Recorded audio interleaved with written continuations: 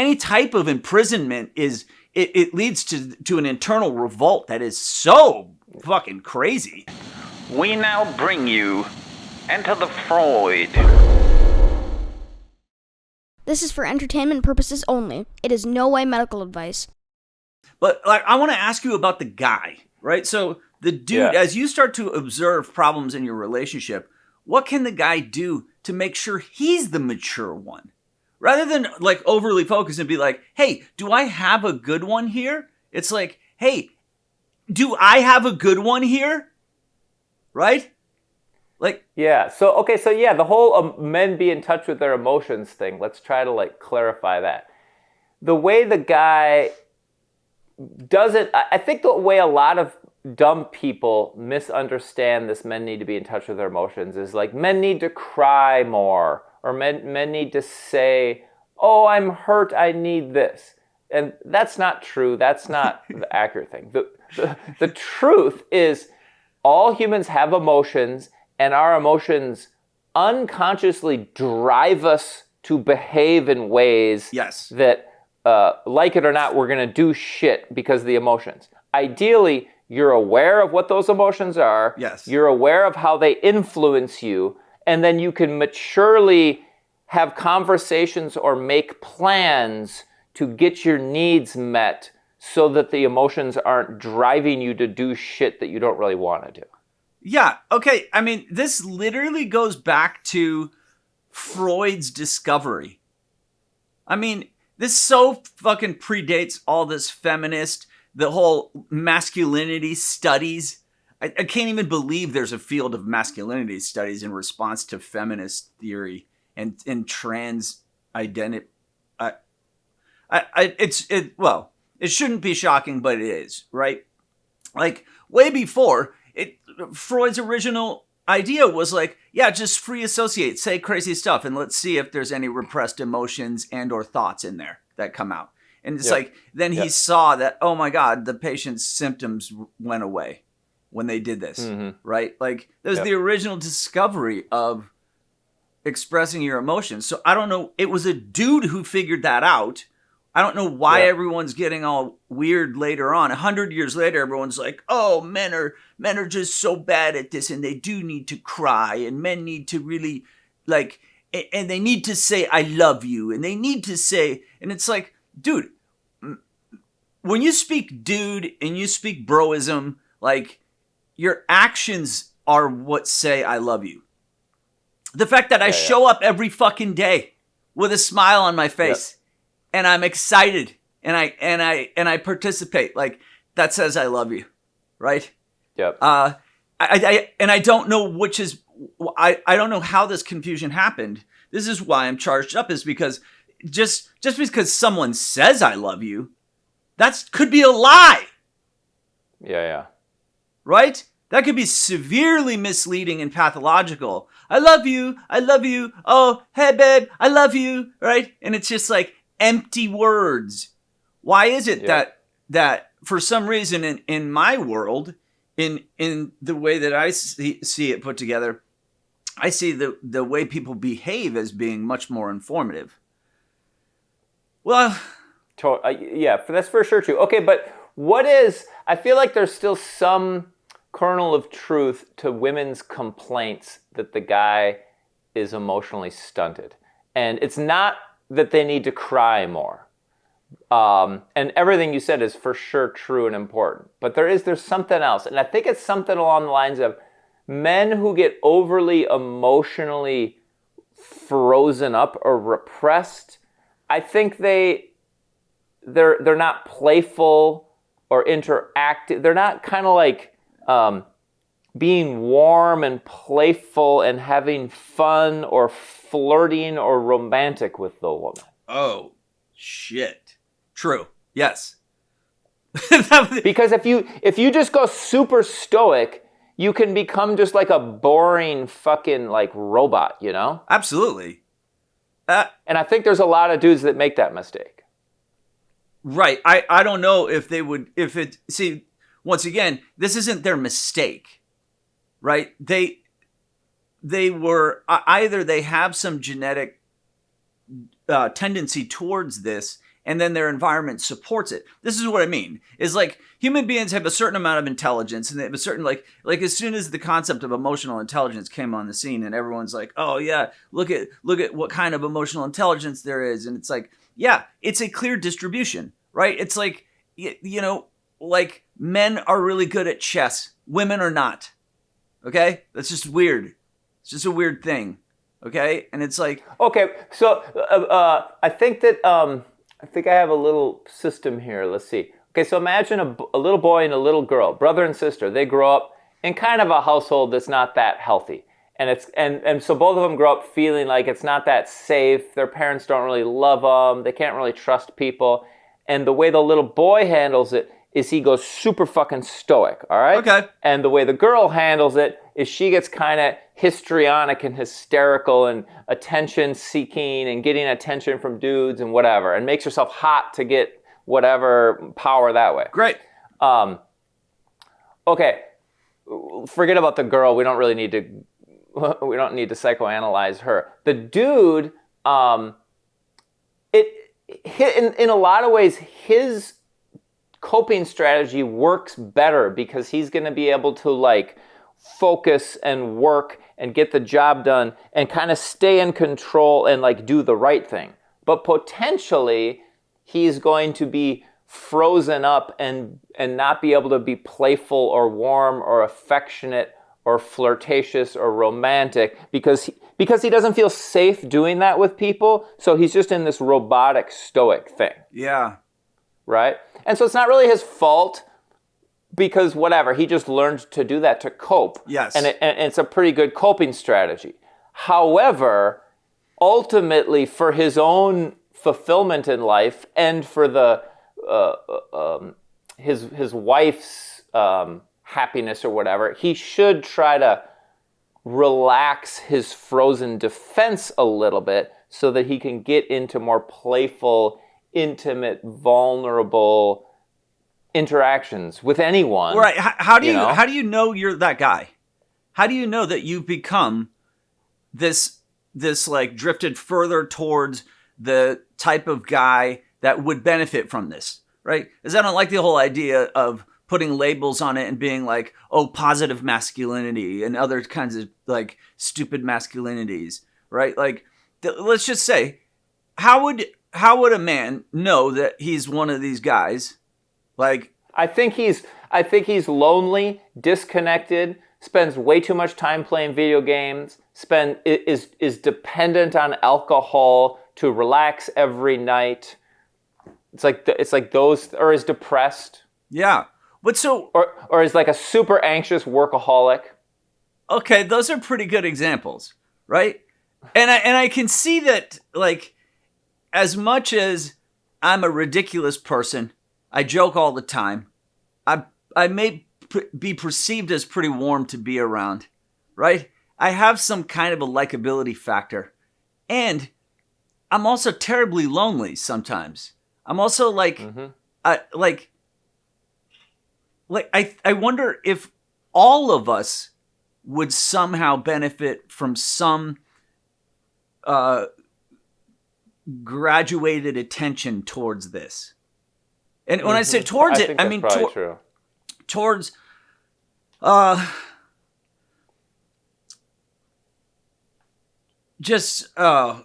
see, once I said towards this, I literally don't know what I'm pointing towards. It graduated attention towards learning to be more vulnerably open and intimate and playful and flirtatious and... Yeah. But it's like, what if you're somebody like me who's pretty high on the scale, but then I'm still repressing? How are you repressed? I still have a part somewhere that I'm like clamped on, and I'm rigidly holding something. And do you have that with regards to playfulness, intimacy, warmth, affection with your girlfriend? I don't know. I don't know. And I don't. If we asked like 10 of your girlfriends that question, what would they say? they would probably say, they would probably be confused, just like me right now, because I'm serious.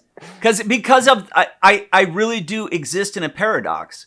I really do have all of these qualities at a very high level, right? But then there's also part of me that's really wound up and very. And how does that limit or prevent closeness with a girl? That's what all of my exes would say, is that is where porn is defended or yeah, he's rigid defended, or paralyzed, closed off. Yeah, and he'll never be in a close relationship because of that. And I think give an example of a type of closeness that a relationship that a woman in a relationship wants that's legitimate, not I want the boyfriend to cry in my lap, but that's a legitimate kind of closeness a woman wants that you kind of can't do or whatever. Okay, so it would just be like, hey, I want to get married and I want to move in together and I want to like share our incomes. And then I would just be like, oh, I don't want to do that. But so, I'm saying it in this very, very concrete way. But there's all kinds of subtleties of saying that before you actually just outwardly say. And so I think I pay very close attention to contextually when women are saying this to me. When they're subtly saying, hey, like in our future, we're going to, right? Dude, I don't think that's I asked, give me an example of a thing that a woman, a type of intimacy that a woman wants that you're not willing to have. And the example you gave, I don't buy it. What is it? What did I just do? No, I think women would say what you said, but I think they're wrong. The answer you gave, which I think is what women would say, is they're looking for like dependence. Okay. Whereas I was more asking for like interactive intimacy. And yeah, dependence is a type of intimacy, but yeah, women want like domestic dependence. Right. But I'm not so convinced you're defended against that because of like your stoic defense thing. Well, so then help me figure this out. Like when you were saying, hey, give me an example, what is it that you were kind of trying to pry out of me?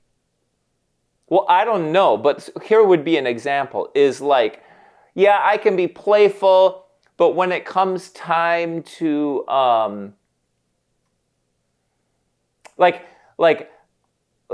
always whenever I'm with her, I can feel there's this like iron wall that kind of keeps us separate on a certain level because I'm always self-protective because I don't trust her, and always in the room, she can feel that I don't really trust her. Ooh. Yeah, I don't have that. But that's a good one. Like, that would be a really good one. Or, like, let me just give a couple different fucking weird ones. Or, like, in sex, I can do the sex thing. I can go down to her. I can make her come. But I never really, like, go into my desire and what I want. It's always more like a little bit perfunctory, or I'm performing a duty. That would be another example. Yeah, that's another good one. I don't have that. Here's another one. It's like whenever we spend time together, I'm always like, hey, sweetie, what do you want to do tonight? And we do what she wants, but I never really do the thing that and show her what I'm excited about or passionate about. Yeah, those are great examples, actually. And and nothing in that category comes to mind. No. I think it's much more about kind of a fear of being in a situation where we have to stay together, and I become less of a person because of our contact day after day. And that this is my like deepest fear, I think, that drives me to really shut down and remove myself and either get the girl to break up with me unconsciously or to then like eventually depart myself, right? Like, Yeah. I think it's just like the subtlety of noticing the interactions and noticing that there. So this is where it does come into this like not feeling like you're being valued, but it's not in the way that you said in your example of like, oh, we have to go do your movie night when I want to go to the kickboxing gym. It's not like that. It's so much more subtle. Because I'm like maybe what would stereotypically be like a woman, where I detect subtleties in facial expressions and subtleties in tone and cadence of language, to where then I detect things early on, almost paranoid, right? Mm-hmm. In the same way that like, what do you detect? What kind of things do you detect? I'll detect subtle, like if I'm excited and I say something like oh man, this guy's really cool. This Jordan Peterson guy, he's cool. When I first heard him talk, it sounded just like me, but like older and wiser. Like, that guy's fucking great. And then I see the person's face, and it's just like, like it is Yep. a telltale sign. And then what do you do in response when you see that? What do you do? So then in response, it literally just goes into a calculation machine unconsciously. It literally is just like, it's like, oh, cool. Okay. I just saw that. Right. And this is the part where then it's true. I'm not warm and I'm not funny in this place. Otherwise, I'm ridiculous as a human being. I spend most of my time in a comic. Like, my whole life is a total joke. It's almost compulsive, right? But then in this case, I'm so fucking serious, and it's alarming. I'm so dangerous. It's like literally like a viper. That part of me is literally just waiting to see, like, and it's brutal. This part of me is not a very nice part of me. And so it's looking for any of these kind of I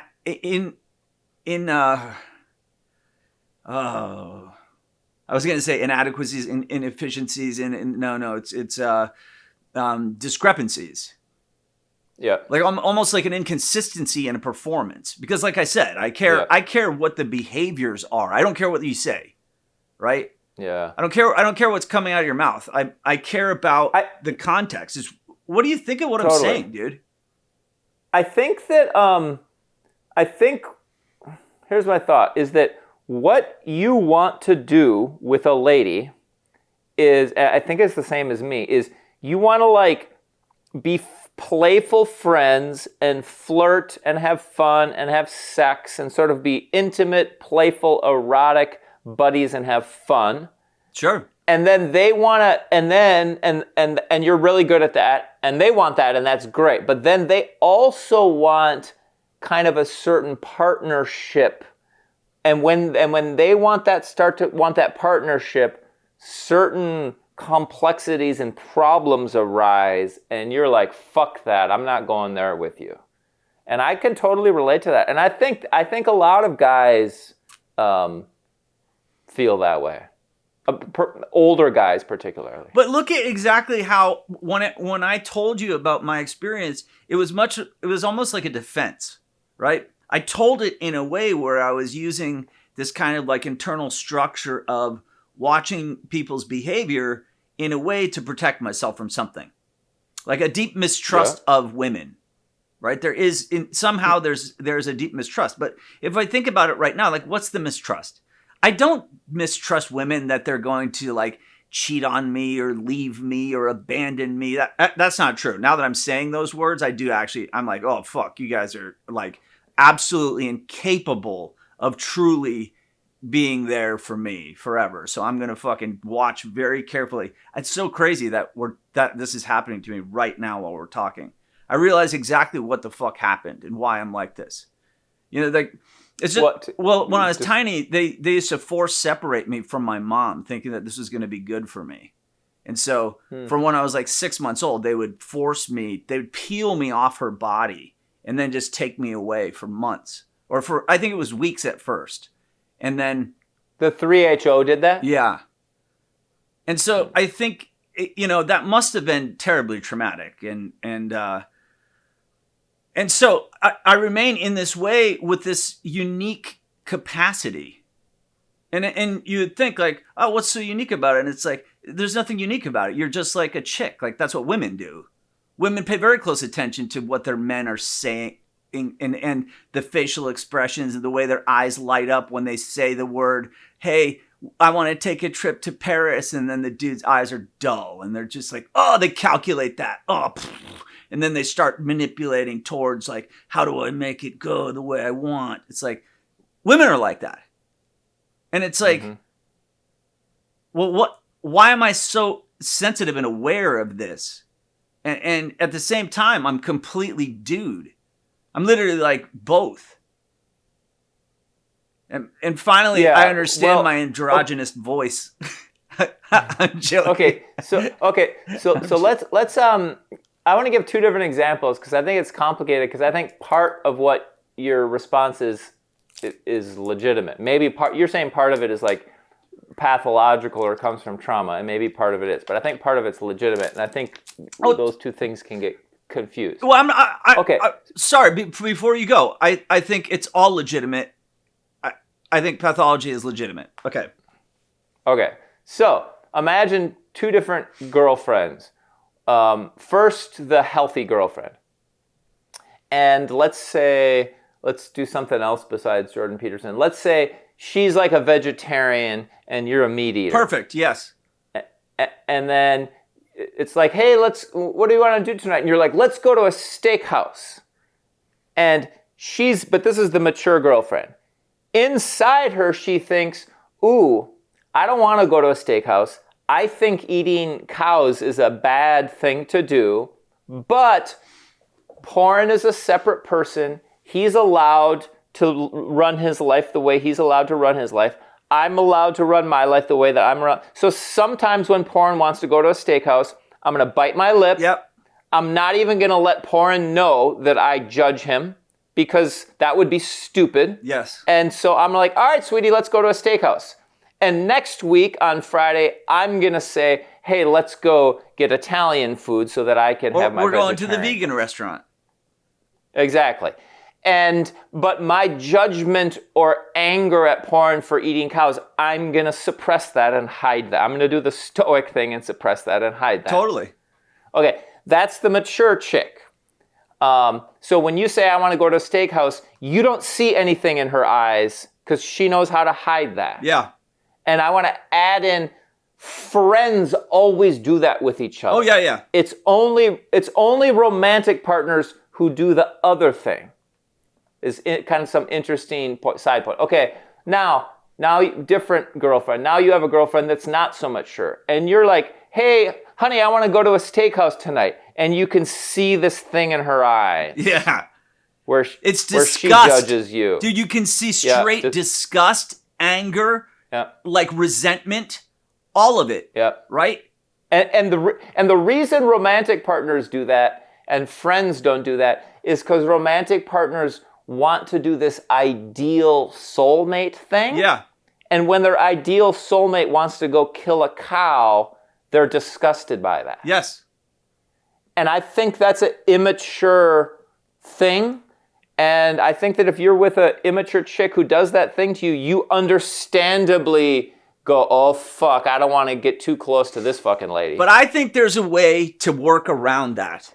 That's what I'm trying to figure out. This is my thing right now, is I think like because I know I'm a part of it, right? I know that I am doing that thing to them. When women mention a future together, that to me is like a signal of, and then there will be a departure and abandonment. It will suck, right? And it's like, that's my own predominant thing. Not all the time. It's just, it somehow has gained this thing where the future for me with women is a scary thing. Okay? Gotcha. It just is. And Okay, so Right. Okay. So then now I shone the light on the woman's immature contribution. Now let's put the light on your pathological thing that you just described. Okay. So let's say you're with a woman who's halfway in between. She's not perfectly mature, but she's not super immature. Totally. And when you say, "Hey, let's go to a steakhouse," she's like, "Okay, cool." But you can tell she's judging you, but she's trying to do her best. But your laser vision can see the thing in her. Sure. And then you start to go down your fucking whatever thing. Yeah, a steakhouse isn't a good enough example. It's more like we walk by a jewelry store and she goes, "Oh my God, that engagement ring is so gorgeous." And then I'm literally just like, "Shut the fuck up!" Like, do you see what I mean? Like, it's like, well, but you, I pay. that's not a good example because that's what fucking most men feel, dude. But that's what I'm trying to point out is like, hey, in me, it's real easy. We can point out like there's a straight contradiction of pathology between it's warm and fuzzy and funny, but then also inside I'm like laser attuned to something, and if you do that, I'm gonna fucking have a very strong reaction to it. Right? And then you'll be met with a type of hostility that is interpersonal and no, I'm not openly verbal about it. I don't say, "Hey babe, when you say that about these rings, it really brings up a bad feeling for me." You know? It brings up this like weird obligation and it makes it this exchange like prostitution like and this whole thing, it just really dirtied everything. Right? I don't say that because I'm not insane. I'm not a fucking idiot. Right? Instead, what I do is I give them the exact signal back, which is like this: shut the fuck up. Okay. And probably the healthy, the ideal thing to do would be to notice that she's asking something you don't want to do. Yes. To notice that you're going to freak out and just to be like, I'm not going to freak out. Yes. And I'm not going to buy her the ring and whatever. Yes. That would be the fucking healthy thing. Instead of taking it and being like, "Oh, now she is becoming less of a cool chick," right? Now I realize she's just trying to exploit me. And then as the data continues to pile up, this same thing happens to women that have serious jealousy issues or serious infidelity issues. Like they will pay a very close attention to when texts come in, how fast you respond to it, how they are so pathological in that. And it's completely normalized today. Right? Like, everyone thinks that's fucking normal, but as soon as you mention a fucking engagement ring and I want to, like, shoot you in the face, that seems pathological. Right? Yeah. I heard, I have this same thing that you have, and I heard this therapist talking about, he kind of gave a good little summary of the cures. Like, we men, we need to, like, get more comfortable and relaxed at not giving women what they want. Yeah. And trusting the women will still be there for us. And if they don't, then we let them go and we go find a new one. That's fucking great.